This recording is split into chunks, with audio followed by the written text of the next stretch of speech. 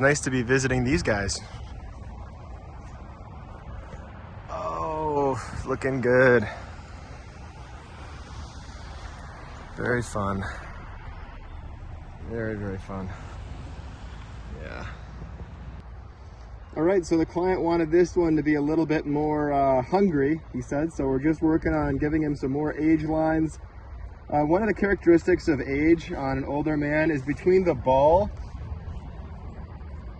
and the ala, you're gonna see more separation, a little bit more contrast.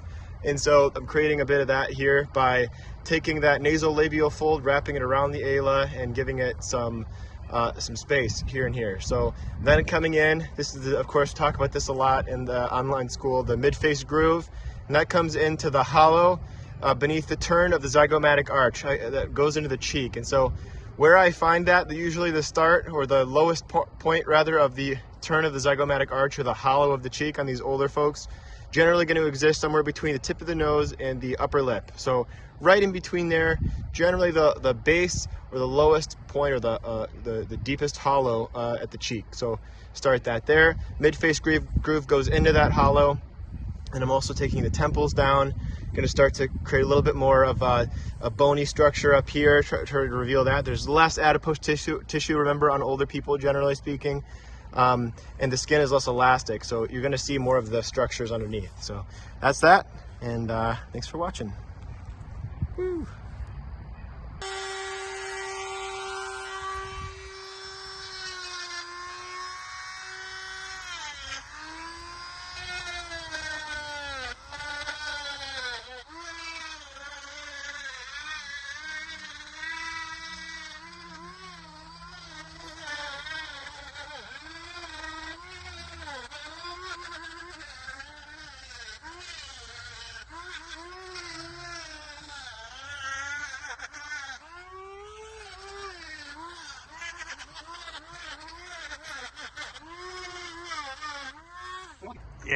Yeah, you don't want them to be too parallel. Yeah, so I don't want these lines to be too perfectly parallel or too straight either. So yeah.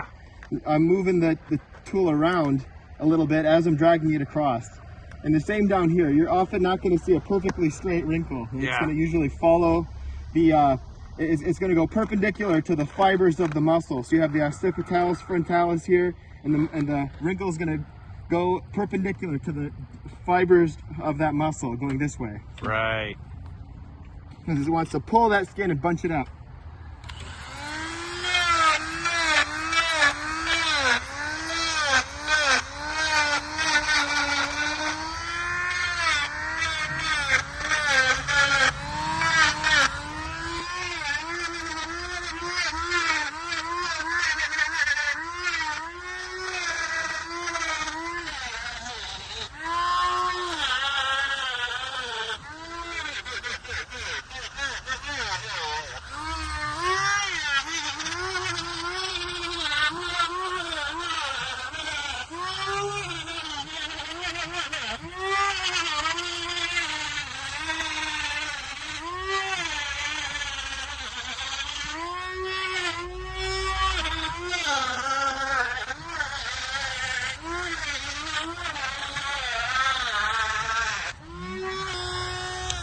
One more thing I wanted to say, this wood is extraordinarily hard, so you don't want to remove a lot of material with a small tool, of course, like a Dremel in this case, but I've already kind of got the main structure set up and I'm just kind of deepening certain areas. I'm using a small flame tip bit, which is really starting to wear out. This wood is so glass hard that it actually will wear out your bits. In this case, I'm carving in black locust, which is the hardest wood in North America. And so it's extremely dense. It's a lot more like carving stone than it is carving wood. A soft stone like alabaster or soapstone even, probably harder than soapstone.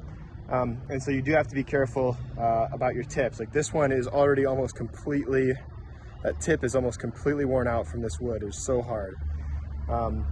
So bring extra tips with you.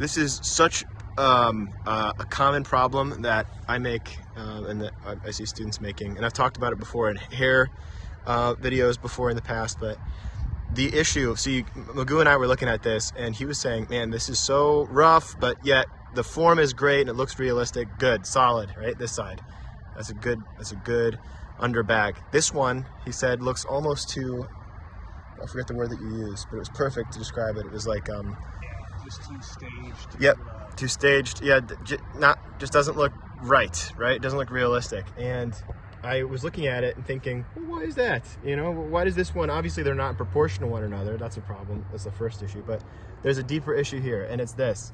These are equidistant from each other, and that's a problem. This is, we are pattern seeking and pattern making beings, humans are, and we tend to do that in the face especially. And just like I said, that these aren't perfectly parallel to one another and perfectly uniform all the way over across.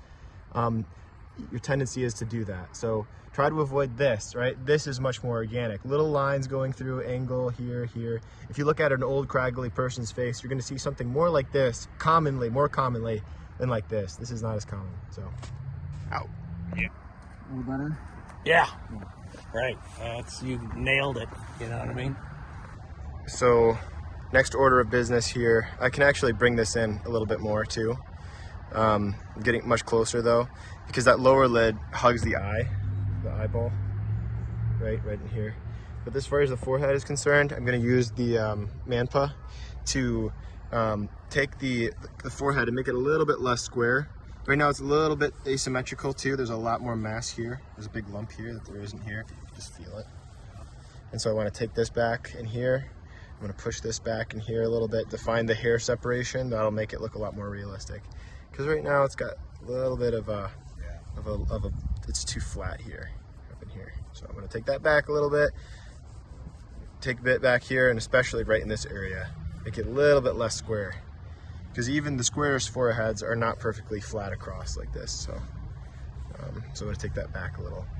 And then I'll kind of give it some crag. Also, maybe a little indentation right here, right? The lift of the brow. So a little bit of an indentation here. Yeah, I think that's it. Profile's looking pretty good. Yeah, I might take a little bit more out of here. Yeah. Yeah. So, all right. That light's great though. I'm gonna use that. The large sections. You know, I think it might be good to go with strands, certainly in the hair and maybe the beard, like Yeah, finer detail. more detail, Mm-hmm. light hair. Yeah. And then, you know, everything we just did over there Yep. applies to this face. Right. Oh yeah. It's fucking badass. So first couple hours of Thursday, or first hour.